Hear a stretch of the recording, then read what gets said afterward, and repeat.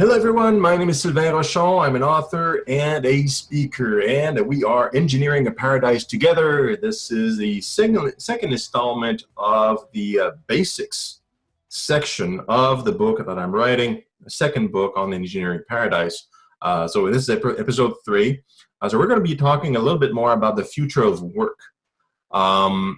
What's really important, again, we're constructing something new. Like we have the basics, that's episode 2, the physiological basic. We know we can achieve those through automated systems. So technology is going to allow us to have, to have the shelter, to have the food, the air, the water that we need in a decentralized way as much as possible, in a distributed fashion, if you want to describe it that way. And then we have, it'll encourage like good sleep and social contact and low stress. But the low stress means that everybody is doing and has occupations that they enjoy, because otherwise you get stressed about it, like a chronic stress, which is very bad. That activates the sympathetic neural systems, like I described in the production of cortisol and adrenaline and all these chemicals that should be extremely temporary. We don't want that unless you're really risking your life somewhere for a short amount of time. So how does that work? I mean, what is this future of work if you don't need to work and you have all these machines, these automated systems that are in place? They could be entirely controlled by private firms that are also, don't forget, companies, corporations, cooperations, these are all organized by people. They can also be organized by the government.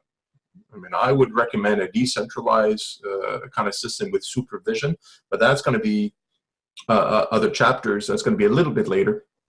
Actually, the next section is going to be about governance, so I'm going to describe what I recommend, what I think would work really well. But people need, usually, we need to do things. Like if all these basic needs are handled, and we have some money we can use to trade, because imagine if it is a private company or even a government that is providing all these automations so that we have food at our tables and things like that. We still need some kind of tradable so that we can choose, because we don't want to live in a traditionally communist kind of system where food is provided and kind of rationed from the systems. That doesn't work. Actually, there's a lot of examples from history that shows that does not work. What we want, we want to be provided with a certain amount of money so that we can cover and choose if we want expensive food and low housing, if we want to have a cheaper food and a bigger apartment, things like that. But we also want to be able to choose whether or not we're going to do a lot of valuable work for society or very little. And by introducing value into society where we have the basics provided, we don't need to work to live anymore, right? Because automation and AI is taking care of all the basic stuff. Then that means we should be compensated based on the value that we introduce into the system. Now I want to spend a lot more time on how the trade and the money actually works. And there's an entire section I'm dedicating just for the economy and money, all this stuff. But I wanted to just mention that we'll need money. Okay, let's just call it that for now. And we need a secure form of money that is not Bitcoin or any of those decentralized systems. I believe they could use blockchain or hash graph as an encryption method.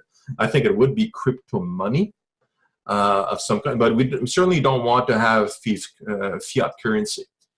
We want just something that we can use for trading, so that when we do provide some value to society in some way, then we can receive something back as a tradable. So we receive money back equal to the value of that is perceived and provided in market, and then we can by some more stuff, which allows for innovation, corporations to be formed, and organizations, Creative Commons, whatever it is, open source, any kind of system to be out there so that people can be free to produce and serve society in some way, because people do it already.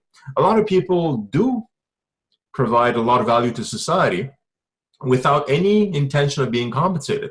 Think about it. There's a lot of people, like programmers, that do a lot of open source. Why do they do it? Because they think it's cool, they think it's interesting, and people use the softwares that are built off of open source.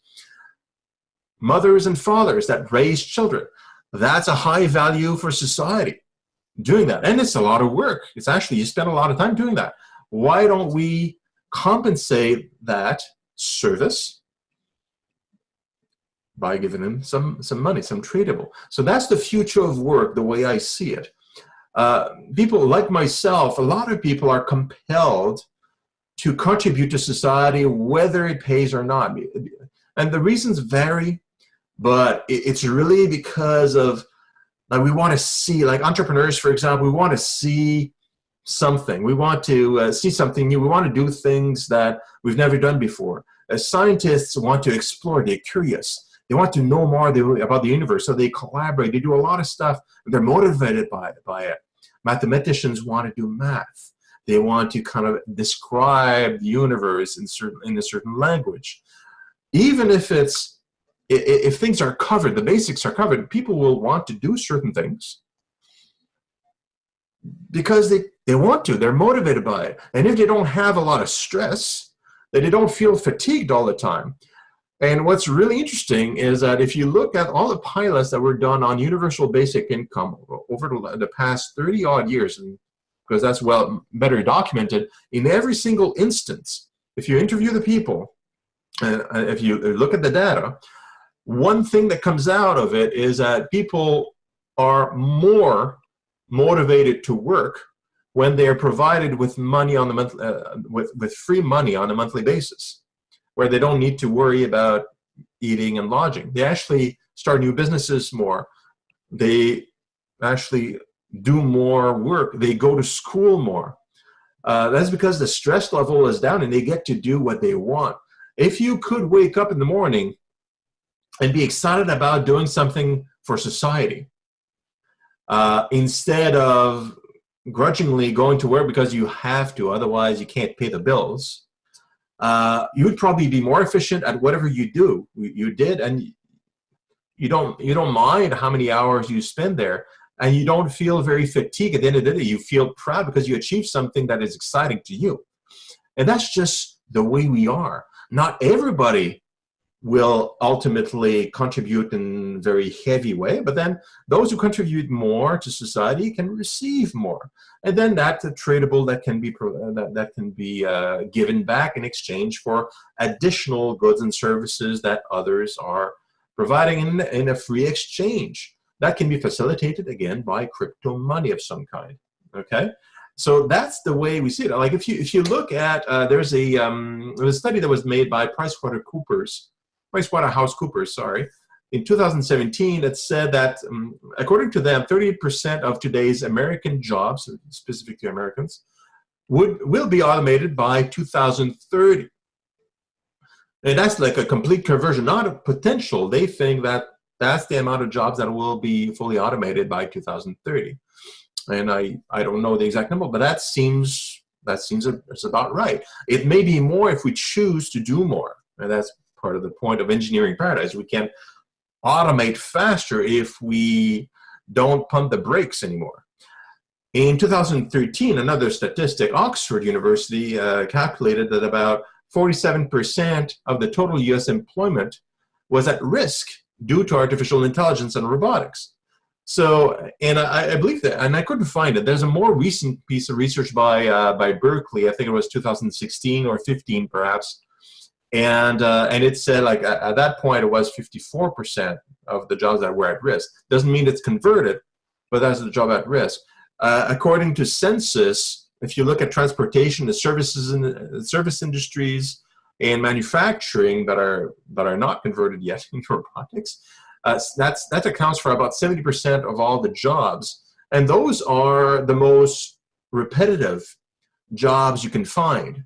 They're most likely to eventually be converted to automation. So we can certainly start thinking about, instead of panicking about the job market being weird and maybe we're losing our job, maybe if we lose our livelihood, of course we're going to stress because we don't want to be unemployed. We need food to eat, and we need to pay for this stuff. Instead of doing that, why don't we together work with our governments and our companies to create more automation faster, so that we don't put ourselves in that situation of stress anymore. And then we can move towards a much better future for ourselves. And part of that future has to be decentralized. Like, we have to decentralize stuff. Like, we can't depend on the government that's bloated to decide and control everything. We want something simple for the government. It's governance. It's good. There's certain things that needs to be done, like certain rules need to be laid out, for example, for everybody, so that we have a set of rules and regulations that allow us to go nuts as individuals and entrepreneurs and companies, but without it being in the control of the government. We just want them to regulate and then just let loose, and things dynamically kind of work and build with people that have passion. We just look at the rules. Okay, can't do that. That's great. Well, let's do it. And then it's kind of macro management is what's needed, a lot more. And finally, here's something else that we need to consider. So that's my little phone here. We really need to think about this and convert this, because we will be living a lot longer very, very soon. Right now, the average age, where we die is in Canada and North. Canada is about 80, and the U.S. is about 78 or so. But that's increasing, and and we have life extension treatments that are coming out, anti-aging treatments as well that are coming out, that will increase that timeline to a lot more, and that's going to cause other issues, because we don't want to work for 300 years if we live 350, right? Like, I'm serious. So if we live a lot longer, do we want to work to live for a lot longer? Because otherwise the economy can't sustain itself if you just work 40 years and you end up living 150 on average, as an example. Now, there's links to some of the research about the anti-aging treatments, and there's specialists and experts that are working on it, and some of them I've interviewed. So you can always, test your skepticism on those links. This is pure science. It's not fantasy. We have, I believe, 1 or 2 anti-aging treatments in human trials now that are very valid, because we've been working on this on animals and testing it on animals for a number of years. So we really need to resolve this, because, I mean, this longevity is going to just exacerbate the issue of working for a living. Who wants to work for 100 years? Because the economy can sustain it. Maybe we have to keep the economy the way it is and to keep people working. Maybe we can't extend our lives and be healthy longer. Maybe we have to die early. That makes no sense. So let's work towards the automation, and let's change our minds about what it is, what work is. Work is not something you do to ensure you live anymore. There should not be poor people anymore in advanced countries. Everybody should have what they need, and then if they want to do extra, and many will, because we have proof through experimentation, then those people can have extras and have bonuses and have all this good stuff. But nobody's suffering, and nobody's in the streets, and nobody is under the poverty line. Everybody is safe and sound. Really important. Anyway, that's going to be it for now. Next week I'm going to be talking about governance, and that whole section about the government. How do we make it work on the top level? Ciao for now.